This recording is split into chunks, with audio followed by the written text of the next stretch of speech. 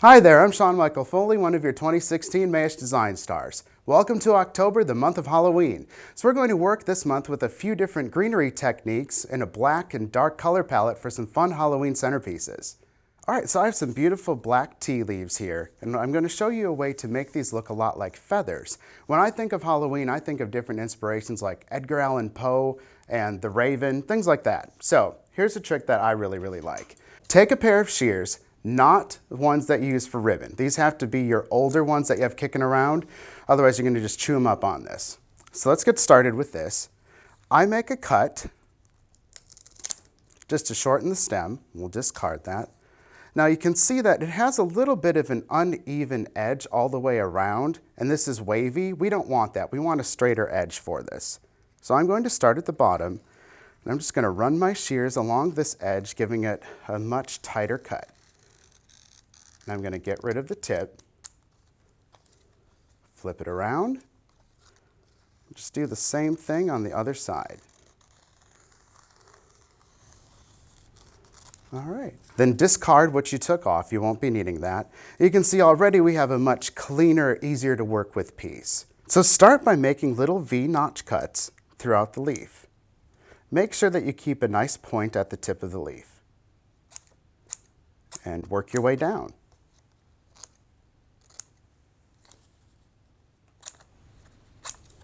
So now from here, I need to add a little bit more detail to it. These big notches aren't all that realistic as is. This is the part where you can really go to town. Just go at it with your scissors. And I like to go all one direction with my scissors one time, and then go back at just a little bit different angle, and this will cut out different frays and pieces without having to think about it too hard.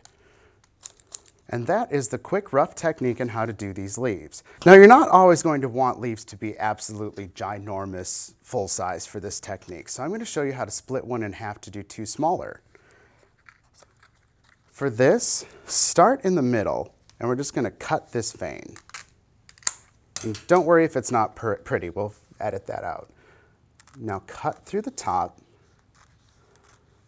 the same way you did on the full-size leaf, cutting yourself your own new small leaf. And now and then you find little surprises on the back of your leaves. That's okay, we'll get rid of it. So there's a small one. Now we're going to clean it up a little further so it's easier to manipulate.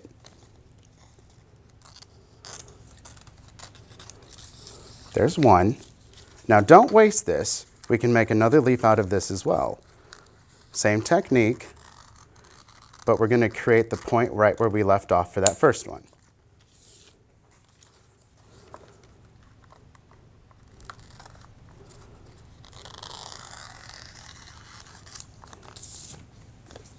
Now I have two smaller leaves to go along with my larger leaf, giving me different size of scale. Now, when these feathers are really impressive is when you use a lot of them together to make almost a wing-like structure. So I have a raquette here, 27-inch, and we're going to use our leaves to make a wing. So just cut them like normal.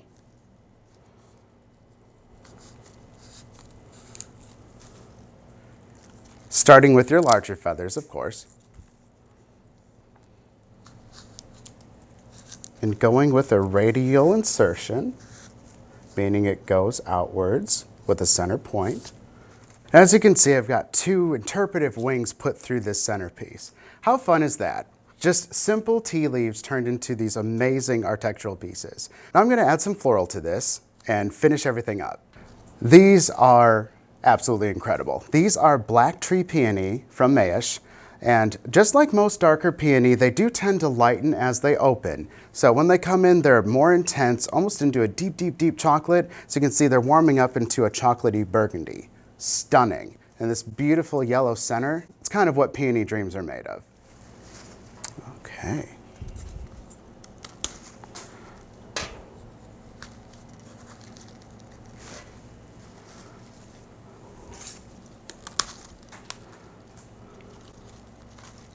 Now you've noticed I've been placing these larger blooms closer to this axis point right here. That creates a better focal area, giving this line a connection, making more sense altogether.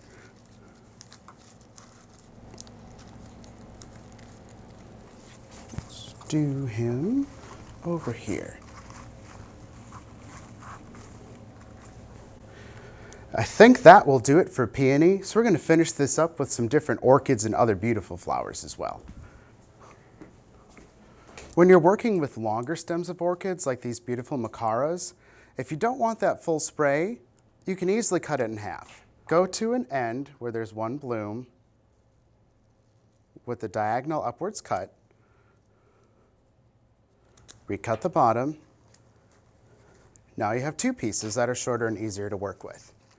That also works with dendrobium orchids and oncidium orchids. Now that I've covered all of my oasis foam in the raquette, I'm going to add a few little interesting details. Fun things that I like to do, especially for Halloween and even into autumn, I like to add little porcupine quills. You can get these online, and sometimes you can even find them locally. And just put those in there. And they're subtle, but it's cool details like that that give so much interest. And I know all of us florists are very curious people. I will attest that these do hurt. So don't get curious and see if they actually are as bad as everybody says, because they are. Just add a few more here.